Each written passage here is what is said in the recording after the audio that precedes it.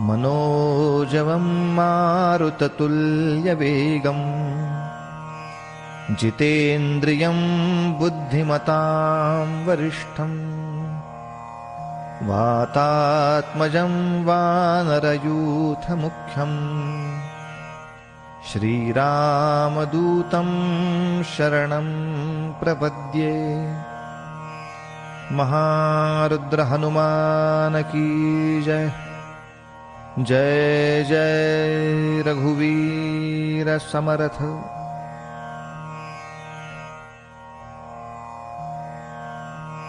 श्री समर्थ रामदास स्वामींनी हनुमंताची स्तुती करणारी जवळजवळ 11 स्तोत्र रचली, पण त्यापैकी भीमरूपी महारुद्रा हे अधिक लोकप्रिय झालं। हे स्तोत्र अनेक वेळा घरोघरी म्हटलं जातं, पण त्याचा विस्ताराने अर्थ सहसा कोणी लक्षात घेत नाही। तर या स्तोत्रामधील शब्दांचा, विशेषणांचा हनुमंताच्या कोणत्या कथेशी संबंध आहे याचा थोडा आपण संक्षेपाने या ठिकाणी विचार करणार आहोत। या मारुती स्तोत्राची सुरुवात फार सुंदर झालेली आहे। भीमरूपी महारुद्रा वज्र हनुमान मारुती वनारी अंजनी सूता रामदूता प्रभंजना। भीमरूपी, भीम हा शब्द संस्कृत वाङ्मयामध्ये अनेक वेळा भयानक या अर्थी आलाय, पण तरी सुद्धा आपल्या मराठीतली थोडी सवलत वापरून काय भयानक सुंदर आहे हो, या रीतीनं सौंदर्याला सुद्धा भीम हा शब्द आपण वापरू शकतो। तसं म्हणाल तर या महारुद्रांचं रूप शत्रूचा निपात करताना इतकं भयानक आहे, किंबहुना ते भयानकत्वच मांगल्याला जन्म देणारा असल्यामुळे ते पूजनीय आहे। म्हणून समर्थ त्या भीमरूपाला वंदन करता आहेत की शत्रूचा निपात करताना, मग ते राष्ट्राचे शत्रू असोत, धर्माचे असोत, समाजाचे असोत, वा अध्यात्म मार्गाची वाटचाल करताना वाटेमध्ये येणारे षड्रिपू असोत, या सर्वांचा निपात करताना अत्यंत भयानक अशा निग्रहाने आपल्याला काम करायला हवं। म्हणून हनुमंतांचं समर्थांना अत्यंत प्रिय असलेलं रूप आहे ते भीमरूप आहे। भीमरूपी महारुद्रा। खरं महारुद्र हा शब्द आपण भगवान शंकरांसाठी वापरतो, पण या विश्वाचं कल्याण करण्यासाठी ज्या वेळेला महाविष्णूंनी काही विशेष कार्य केलं आहे तेव्हा त्यांना आपणहून मदत करावी अशी महारुद्रांची अनेक वेळेला इच्छा झाली आहे, आणि त्यांनी आपणहून सातत्याने तो मदतीचा हात पुढे केला आहे। इतर अनेक अवतारात श्री भगवान विष्णूंना शिवानी सहकार्य केलाय, पण या सर्व अवतारांपेक्षा या रामावताराच्या कथेमध्ये थोडं अधिक तीव्रतेनं सहकार्य झालंय। म्हणून हनुमंतांचे विशेषण वेगळं न वापरता ते साक्षात भगवान शंकरच अंशरूपाने आले आहेत। या अर्थाने महारुद्र हा भगवान शंकरांनाच उद्देशून असलेला शब्द समर्थ इथे वापरतात। भीमरूपी महारुद्रा वज्र हनुमान मारुती। हनुमंतांच्या जन्माची कथा सर्वांना माहिती आहे। हनुमंतांचा जन्म झाला, अंजनी मातेनं त्यांना पाळण्यात ठेवलं आणि समोर सूर्य उगवताना त्यांनी पाहिला। त्यांना वाटलं हे काहीतरी फळ दिसतंय छान, खायला मिळेल असं, म्हणून त्यांनी उड्डाण केलं. आणि आता हे हनुमंत सूर्याला गिळतील की काय अशी भीती वाटल्यामुळे इंद्राने त्याचं जे शस्त्र आहे वज्र, ते हनुमंतांवर फेकलं. ते त्यांच्या हनुवटीला लागलं. हनुवटी फुटली. हनुमान खाली पडले जमिनीवर. पण साक्षात वरुणदेव ते रागावले, कारण हनुमंत हा पवनपुत्र, वायुदेवतेचा प्रसाद. माझ्या मुलाला असं मारलं गेलं, म्हणून त्यांना क्रोध आला आणि त्यांनी सर्व जगातील वायुमान त्याचं चलनविलन थांबवलं. परिणाम सर्व विश्व भयग्रस्त झालं. अशा तऱ्हेनं या शिवाच्या अवतारावरती हल्ला व्हायला नको होता, म्हणून देवांनी क्षमाही मागितली. मग वायुदेव प्रसन्न झाले. पुन्हा एकदा विश्वाचं नियमित चलन सुरू झालं. आणि अशा वेळेला इंद्रदेवतेनं त्या हनुमंतांना वर दिला की आता या ठिकाणी वज्राचा जरी आघात तुमच्यावर झाला तरी सुद्धा तुम्हाला काही होणार नाही. असं तुमचं सर्व शरीर वज्रांगाचं होईल. वज्राने भेदू शकणार नाही असं या जगात काहीच नाही, असा पूर्वी सिद्धांत होता. मऊ मेणा होऊन आम्ही विष्णुदास, पण कठीण वज्रास भेदू ऐसे. वज्राला कोणी भेदू शकत नाही किंवा वज्राच्या आघातापुढे कोणी टिकू शकत नाही. पण हा सिद्धांत हनुमंतांच्या बाबतीत मात्र खोटा ठरतो. वज्राचाही आघात ज्यांच्यावर काहीही परिणाम करणार नाही असे हे हनुमान आहेत. वज्र हनुमान मारुती. वनारी अंजनी सूता. या ठिकाणी वनारी हा शब्द रावणाच्या वनाबाबत आला आहे. या ठिकाणी वनारी हा शब्द रावणाचं जे वन होतं, ज्या वनामध्ये त्यांनी सीतेला ठेवलं होतं. स्वतः मारुतीराय सीता शोधासाठी लंकेमध्ये गेले होते, त्या वनापर्यंत पोचले होते. आणि एक रामचंद्रांचा दूत लंकेपर्यंत आला आहे. ही वार्ता रावणापर्यंत पोचवण्यासाठी त्यांनी किंचित त्या वनाचा विध्वंस केला. त्या प्रसंगापुरताच हा शब्द आहे. या शब्दाचा अर्थ हनुमंत आयुष्यभर दिसेल ते वन उद्ध्वस्तच करत होते असा वेड्यासारखा नाही घ्यायचा. मात्र शत्रूंनी आपली श्रद्धास्थानं ज्या ठिकाणी अटकेत ठेवली असतील, बंदिस्त ठेवली असतील, अशा ठिकाणांचा विध्वंस मारुतीराय नक्की करतात. त्या अर्थी फक्त हा शब्द आला आहे वनारी. आणि पुढे म्हणतात अंजनी सूता. अंजनी मातेचा तू प्रिय बाळ आहेस. आणि तसाच रामदूता प्रभंजना. रामचंद्रांचा दूत आहेस. रामचंद्रांचे सर्व महत्वाचे निरोप रामकथेमध्ये फक्त हनुमंतानेच इकडून तिकडे नेले आहेत. या दृष्टीनं रामदूता. प्रभंजन हा शब्द खरं वायुदेवतेसाठीच वापरतात. भणाणणारा वारा म्हणजे प्रभंजन. पण खरंच मारुतीरायांचं इकडून तिकडे जाणं त्यांचं एकूण कार्य वाऱ्यासारखंच चपल, तेजस्वी आणि सर्व व्यापक. म्हणून तोच शब्द मारुतीरायांसाठी वापरलाय प्रभंजना. भीमरूपी महारुद्रा वज्र हनुमान मारुती. वनारी अंजनी सूता रामदूता प्रभंजना. महाबळी प्राणदाता सकळा उठवी बळे. अतुलनीय बल असणारे महाबली आहेत ते.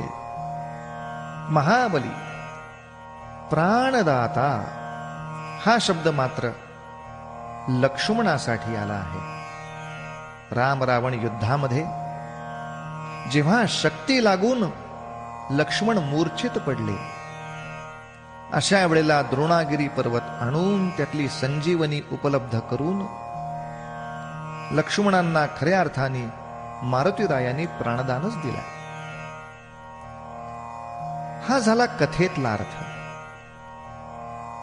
पण योगशास्त्राच्या दृष्टीने विचार करता तुम्ही आम्ही निद्रेमध्ये असताना सुद्धा प्राणशक्तीच्या रूपात तुम्हा आम्हाला मारुतीराय जिवंत ठेवत असतात. ते प्राणशक्तीमध्ये आहेत म्हणून समर्थ म्हणतायत ते आपले प्राणदाता आहेत आणि त्या प्राणशक्तीमुळे सकळा उठवी बळे. आपण रोज रात्री अनंत श्रम झाल्यावर निद्रा घेतली की दुसऱ्या दिवशी सकाळी उठू शकतो, कारण तो प्राण शिल्लक आहे. म्हणून त्या प्राणबळाने मारुतीराय सकळा उठवी. महाबळी प्राणदाता सकळा उठवी बळे, सौख्यकारी शोकहर्ता. मारुतीराय अत्यंत सौख्यकारी आहेत. साधुजनांचा शोक हरण करणारे आहेत. पण या ठिकाणी हनुमंतांचं वर्णन करताना समर्थाने आणखीन एक चाणाक्षपणे गोष्ट अशी केली आहे की खरंच ज्यांना मारुतीरायांचं भक्त व्हायचं असेल, ज्यांना या समाजामध्ये काही सौख्यकारी काम करायचं असेल, समाजाचा शोक हरण करायचा असेल, तर त्यांनी कसं असायला हवं? हनुमंतांसारखं असायला हवं. मग हनुमान कसे आहेत? धूर्त वैष्णव गायका. सोप्या शब्दांचा अर्थ आधी घेऊ. वैष्णव म्हणजे पुष्कळशा ठिकाणी आपल्या वाङ्मयामध्ये एक श्रेष्ठ भक्त या अर्थी वैष्णव शब्द वापरला जातो. वैष्णव जन तो तेणे कहिये, जो पीर पराई जाने रे. दुसऱ्याचं दुःख जो जाणू शकतो, त्याचं दुःख दूर करण्याचा जो यथाशक्ती प्रयत्न करतो, जनतेचं दुःख दूर करणं, जनसेवा ही ईश्वर सेवा मानतो, तो वैष्णव. अशा अर्थाने हनुमंत वैष्णव आहेतच. जेव्हा ते सीता भेटीसाठी प्रथम गेले, सीतेचा शोध केला, तेव्हा त्या राक्षसींच्या वेढ्यामध्ये बसलेली ती सीता, तिला हे हनुमंत रामांकडून आलेत याची खात्री कशी पटणार? यासाठी एका वृक्षावरती बसून राम सद्गुणांचं गायन हनुमंतांनी केलाय. त्या कथेला अनुसरून या ठिकाणी शब्द समर्थ वापरतात, गायका. आणि ते गायन इतकं सुंदर केलं की सीतेनं सांगावं, सीतेनं अर्जव करून त्यांना बोलवावं, अरे कोण गातंय माझ्या रामचंद्रांबद्दल इतकं सुंदर. या अर्थाने गायक शब्द वापरतात. बरं, नाही तर काही गाणारे असतात, भक्ती संगीतच असतं ते, पण गायन असं भयानक असतं की कोण गातंय रे, यांना नेत का नाही दूर कोणी, असंही म्हणायची वेळ येते. पण ज्या गायकाचं गाणं पुन्हा पुन्हा ऐकावं, ते गुणगान ऐकत राहावं असं वाटावं, असे गायक आहेत हनुमान. ते महावैष्णव आहेत, गायक आहेत. आणि समर्थाने इथे हेतुपुरस्सर फार सुंदर शब्द वापरलाय, ते धूर्त पण आहेत. भक्त म्हटला की तो बावळट असला पाहिजे, कोणीही फसवलं की त्यांनी फसलं पाहिजे, कोणी टपलीत मारून गेलं की त्यांनी रडलं पाहिजे, आणि आता काय ही देवाचीच इच्छा आहे असं म्हणून गप्प बसलं पाहिजे, अशी बुळचट भक्तांची व्याख्या समर्थांना मान्य नाही. आपण कोणाला फसवू नये हे मान्य, पण कोणाकडून आपण फसले जाणं हे समर्थांना मान्य नाही.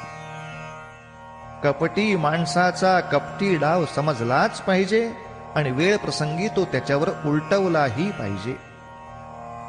असे हनुमंत धूर्त आहेत. ते स्वतः कोणाचं वाईट करणार नाहीत, पण कपटी माणसाला ते कधी क्षमा करणार नाहीत, त्याचं कपट त्याच्या अंगावर उलटवणारच.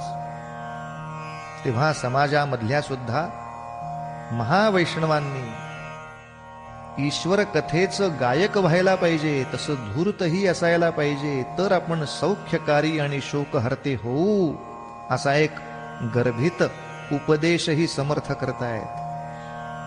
सौख्यकारी शोकहर्ता धूर्त वैष्णव गायका दीनानाथा हरिरूपा सुंदरा जगदंतरा. या ठिकाणी समर्थांनी हनुमंतांचं रूप ईश्वर भावात पाहिलाय. ईश्वर सर्वभूतानां हृद्देशीर्जुन तिष्ठती या न्यायाने सर्वांच्या हृदयातला तो जो परम आत्मा, सर्व जगताच्या अंतरामधला तो, असा जो हा दीनानाथ, दीन लोकांचा नाथ, हरिरूपा, हे हनुमंता तुम्ही प्रत्यक्ष परमेश्वर स्वरूपच आहात. परमेश्वराला सुद्धा हरी हा शब्द भक्तांचं चित्त हरण करणारा अशा अर्थी दिलेला असतो. ते अत्यंत सुंदर आहेत, त्यामुळे सुद्धा आम्हा भक्तांचं चित्त ते सतत हरण करत असतात. अहो, अलीकडच्या काळामध्ये त्या हनुमंतांच्या वर किती चित्रपट आले, छोटे छोटे छोटे. मुलं इतक्या वेळा ते पाहतात तरी पुन्हा पाहावंसं वाटतं. सुंदरा जगदंतरा पाताल देवता हंता भव्य सिंदूरलेपना. ही ओळ मात्र एक विशेष कथा घेऊन येते. रामचंद्रांचं आणि रावणाचं युद्ध सुरू झालं. अशा काळामध्ये युद्ध दिवसभर चालायचं, सायंकाळी रात्री बंद.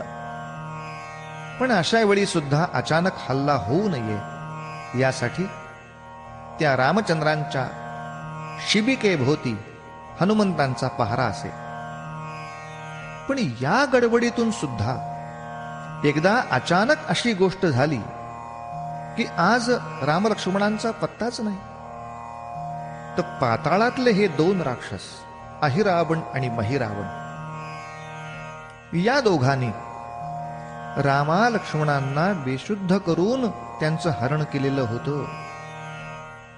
तेव्हा हनुमंतांनी स्वतः पाताळामध्ये जाऊन त्या ठिकाणी त्या राक्षसांच्या वधाचा मार्ग समजावून घेऊन त्या राक्षसांचा निपात करून राम लक्ष्मणांना परत सुरक्षित आणलं.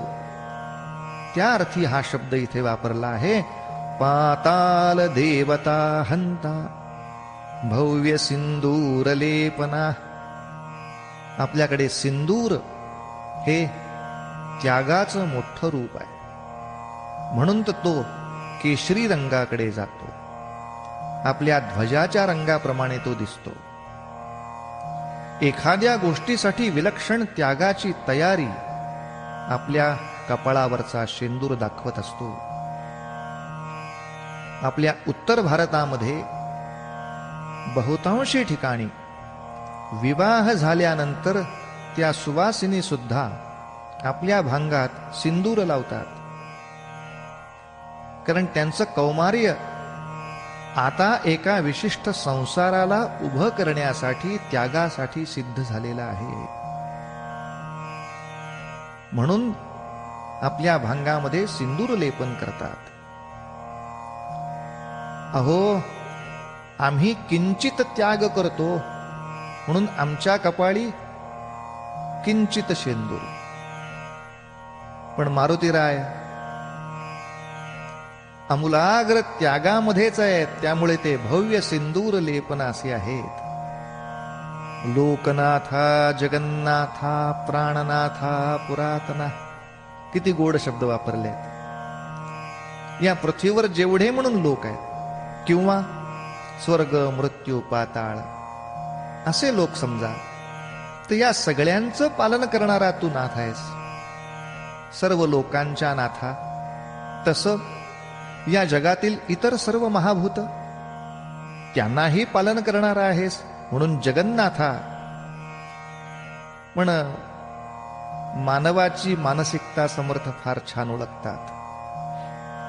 तो सर्व लोकांचा आहे, तो सर्व जगाचा आहे, पण अजून तो माझा नाही. तोवर दुरावा राहतो ना मनात. म्हणून प्राणनाथा.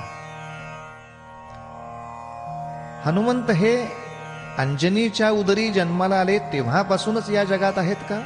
नाही. ते महारुद्रांचं महातत्व पूर्वीही होतं आणि पुढेही अनंत काळ राहणारच आहे. या अर्थाने पुरातना. आणि अशा हनुमंतांचे विशेषण समर्थ सांगतायत. पुण्यवंता, पुण्यशीला, पावना, परितोषका.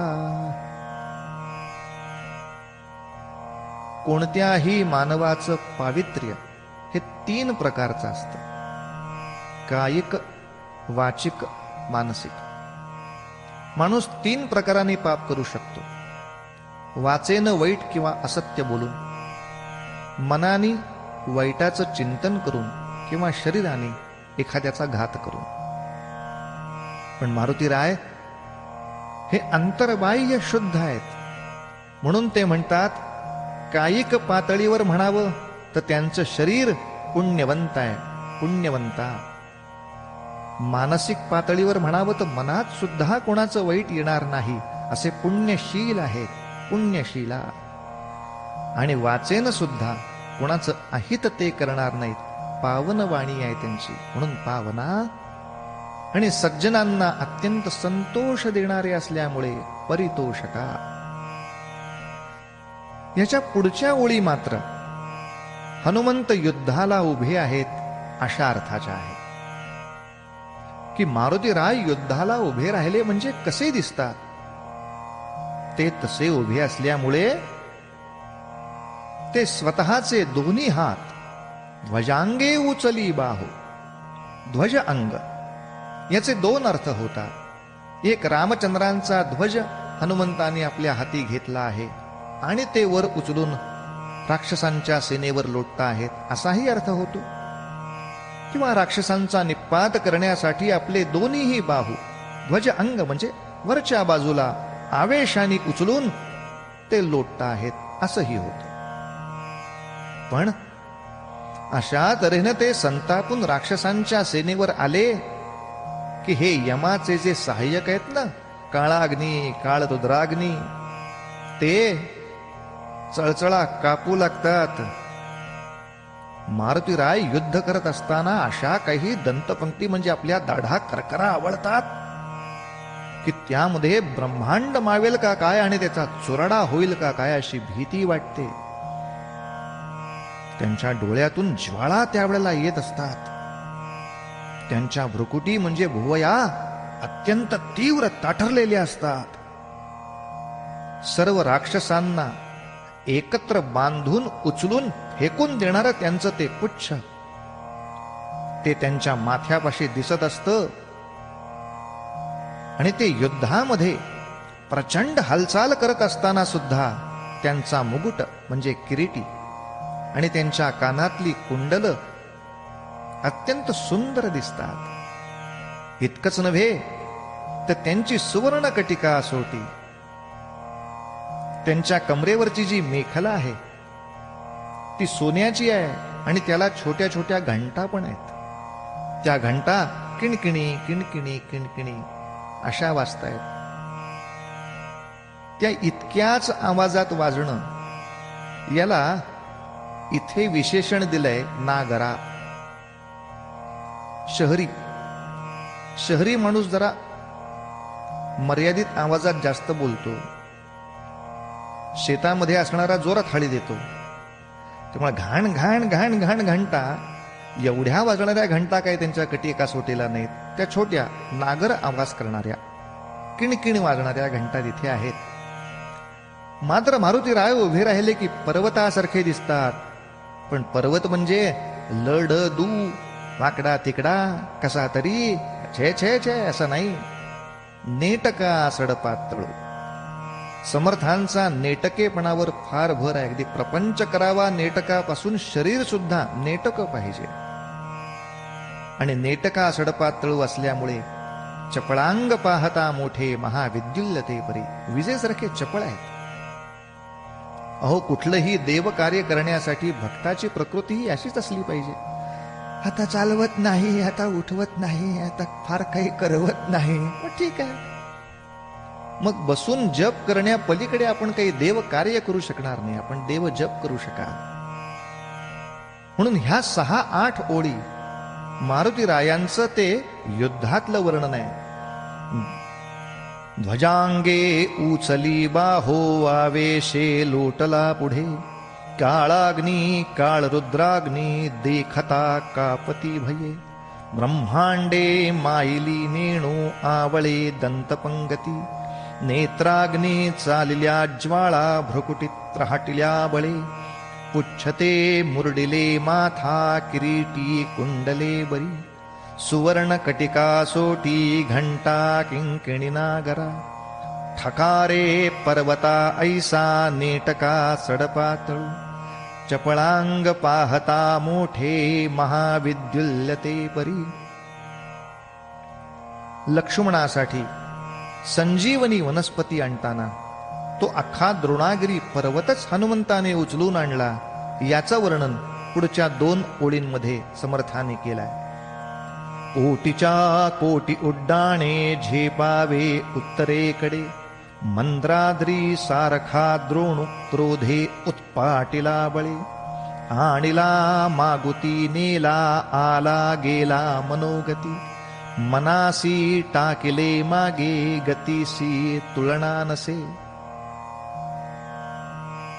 हनुमंतांच्या गतीला इथे मनाची उपमा दिली आहे. खरंच आत्ता आपण हिमालयात जाऊ आणि ती औषधी घेऊन येऊ असं मन जितक्या वेळात करून येईल तेवढ्या वेळात हनुमान जाऊन आले सुद्धा. काही वेळेला आपण स्तुती करताना किंचित अतिशयोक्ती ही मान्यच केलेली असते, पण हनुमंतांचा खरंच वेग वाखाणण्यासारखा होता. इतकंच नव्हे तर त्यांना योगशास्त्रामधल्या काही सिद्धी देखील प्राप्त आहेत, हे त्या चरित्रावरून दिसतच. पण अशा सिद्धी प्राप्त होऊ शकतात हे ज्ञानेश्वर माऊलींनी ज्ञानेश्वरीमध्ये सुद्धा लिहिलं आहे की ज्या सिद्धींचे ते स्वतः सुद्धा स्वामी आहेत आणि अनेक अशा सिद्ध प्राप्त लोकांना त्यांनी पाहिलं आहे. त्यामुळे ही गोष्ट कपोलकल्पित किंवा विचित्र अशी काही नाही. ही सहज शक्य आहे. मनुष्याला पूर्ण प्रयत्नाने विज्ञान सिद्ध सिद्धांताप्रमाणे करून दाखवता येण्यासारखी आहे. फक्त ते अत्यंत अवघड आहे, इतकंच. म्हणून समर्थ म्हणतात हनुमंतांना ती अत्यंत अवघड सिद्धी सुद्धा प्राप्त आहे. अणुपासून ब्रह्मांडा एवढा होत जातसे, तयासी तुलना कैसी मेरू मंदार धाकुटे. मेरू मंदार नावाचे पर्वत सुद्धा धाकटे म्हणजे छोटे दिसतील एवढं प्रचंड रूप ते धारण करू शकतात आणि वेळ प्रसंगी अणु इतकं छोटं रूप पण धारण करू शकतात, जे रूप धारण करून त्यांनी लंकेमध्ये पूर्वी प्रवेश केला होता. मारुतीरायांच्या शेपटीबद्दल मात्र सर्वांनाच मोठं कौतुक आहे. हनुमंतांनी आपल्या मुष्टीप्रहाराने अनेक राक्षसांना संपवलाय, गदेच्या प्रहाराने संपवलाय, पण तसं त्या शेपटीनं सुद्धा संपवलाय. अनेक राक्षसांचे भारे शेपटीनं उचलून त्यांनी समुद्रात फेकून दिले आहे. त्यामुळे त्याचं कौतुक करताना समर्थ सांगतात, ब्रह्मांडा भोवती वेढे वज्रपुच्छे करू शके, तयासी तुलना कैसी ब्रह्मांडी पाहता नसे. असे माझे हनुमान, त्याने जर संतापून किंवा कोपून आरक्त नेत्राने पाहिलं तर सूर्यमंडळ सुद्धा थरथरा कापू लागतं. आणि दुसरी गोष्ट, या ठिकाणी एक योगसिद्धीबद्दलही समर्थ सांगता आहेत. वाढता वाढता वाढे भेदिले शून्यमंडळा. शून्यमंडळ हा योगशास्त्रामध्ये मनुष्य शून्यात आहे, म्हणजे अजून काही प्रमाणात का होईना त्या मूळ चैतन्यापेक्षा किंचित अलिप्त आहे, वेगळा आहे, द्वैतात आहे. हे शून्य मंडळ ज्या क्षणाला भेदलं जाईल त्या क्षणाला तो तद्रूप होऊन जातो. या अर्थाने मारुतीरायांची उपासना ही आपल्या आध्यात्मिक उपासनेला सुद्धा वाढवता वाढवता तद्रूप करू शकते. मात्र त्या सूर्यमंडळावर म्हणजे आपल्या ध्येयावरती पूर्ण लक्ष ठेवून पूर्ण निष्ठेनं कार्य करत राहिलं पाहिजे. हा रक्त देखिले डोळा ग्रासिले सूर्यमंडळा, वाढता वाढता वाढे भेदिले शून्यमंडळा. या ठिकाणी एक फलश्रुती सुद्धा सांगितली आहे. खरं मूळ प्रतीमध्ये ती नाही, पण तरी सुद्धा अनेक हनुमान उपासकांना आध्यात्मिक सिद्धीबरोबर व्यावहारिक सुद्धा लाभ या स्तोत्र पाठाने होतात, असं जाणवल्यामुळे नव्हे तर असं प्रत्ययाला आल्यामुळे त्यांनी एक आणखीन कडवं म्हणायला सुरुवात केली आहे. धनधान्य पशुवृद्धी पुत्र पौत्र समस्तही पावती रूप विद्यादी स्तोत्र पाठे करोनिया. ती फलश्रुती योग्यच आहे, अनेकांचा हा अनुभव आहे. पण समर्थ त्यांच्या पुढील चरणामध्ये सांगतात, मनुष्य आपला देह सोडत असताना जे चिंतन करतो त्या रूपात तो पुढे जाण्याची शक्यता जास्त असते. म्हणून शेवटच्या वेळी तरी का होईना एकतानतेनं भगवत चिंतन झालं पाहिजे. नाहीतर भूत प्रेत संबंधाधी रोग व्याधी समस्तही. रोग व्याधी हे जिवंत असताना त्रास देणाऱ्या गोष्टी आहेत, पण भूत प्रेत संबंध या शब्दामध्ये दोनही वेळचा विचार करायचा आहे. म्हणजे कोणत्या तरी भूतापासून प्रेतापासून संबंधापासून मला होणारा त्रास, किंवा दुसरा अर्थ मी भूत किंवा प्रेत किंवा संबंध या पद्धतीनं काहीतरी विचित्र योनीमध्ये जाण्याचा त्रास. या दोन्हीचा त्रास हनुमंतांची उपासना नष्ट करणार आहे. म्हणून ती उपासना एकनिष्ठेनं करायची आहे. भूत प्रेत संबंधाधी रोग व्याधी समस्तही नासती तुटती चिंता आनंदे भीमदर्शने. आनंदे भीमदर्शने. आणि मग समर्थ सांगतात, हे धरा पंधरा श्लोकी लाभली शोभली बरी. दृढदेहो निस्संदेहो संख्या चंद्रकला गुणे. चंद्रकलेच्या ज्या संख्या असतात म्हणजे 15 पौर्णिमेपर्यंत, अशा पौर्णिमेला जन्माला आलेले मारुतीराय यांचं हे गुणगान मी या 15 श्लोकांमध्ये केलं आहे, 15 कडव्यांमध्ये केलं आहे. हे तुम्ही हृदयामध्ये धारण करा आणि तसे होण्याचा प्रयत्न करा. म्हणजे मग सर्व चिंता तुटून जातील, नासून जातील. भरताने सुद्धा रामचंद्रांचं काम केलं, विभीषणाने सुद्धा रामचंद्रांना सहकार्य केलं, सुग्रीवानं सहकार्य केलं, लक्ष्मणानं केलं. पण या सगळ्या सहकार्यामध्ये प्रथम श्रेणी कोणाची जर घ्यायची असेल तर ती मारुतीरायांचीच घ्यावी लागते.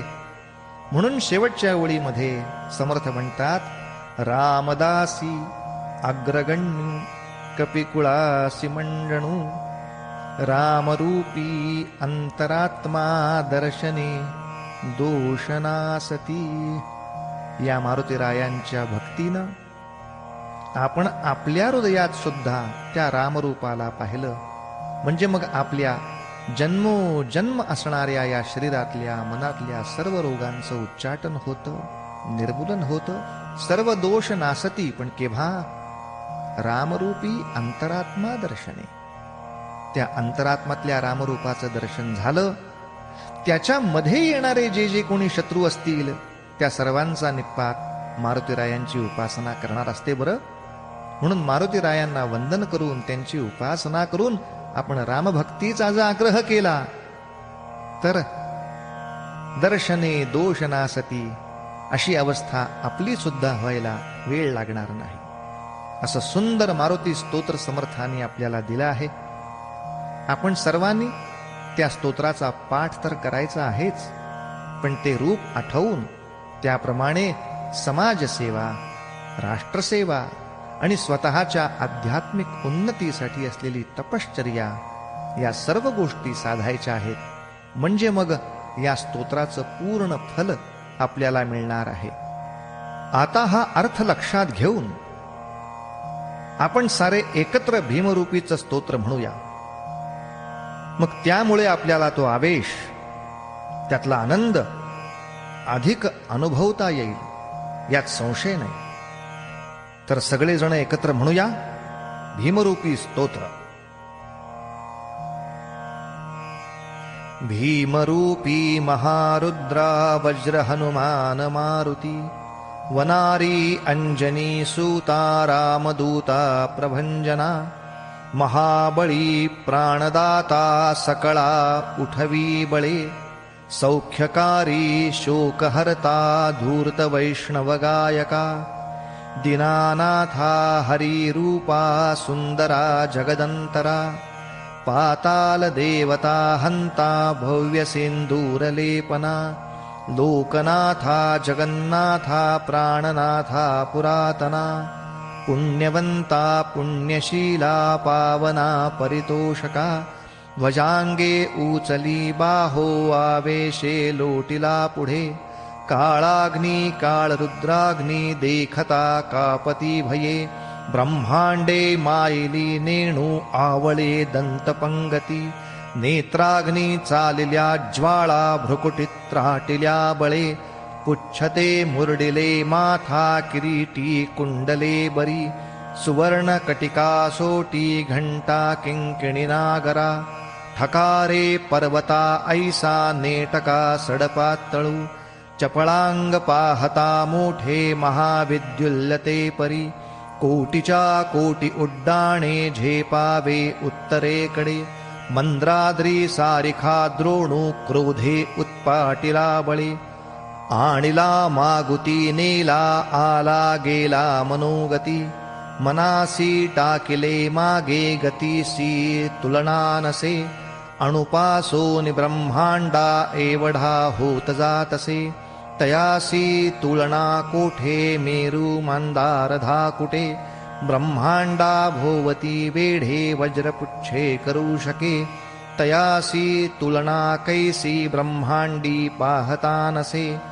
आरक्त देखिले डोळा ग्रासिले सूर्यमंडळा वाढता वाढता वाढे भेदिले शून्यमंडळा धनधान्य पशुवृद्धी पुत्र पौत्र समस्तही पावती रूप विद्यादी स्तोत्र पाठे करोनिया भूत प्रेत संबंधाधी रोग व्याधी समस्तही नासती तूटती चिंता आनंदे भीमदर्शने हे धरा पंधरा श्लोकी लाभली शोभली भली दृढदेहो निस्संदेहो संख्या चंद्रकला गुणे रामदासी अग्रगण्यू कपिकुलासी मंडणू रामरूपी अंतरात्मा दर्शने दोषनासती जय जय रघुवीर समर्थ जय जय रघुवीर समर्थ जय जय रघुवीर समर्थ.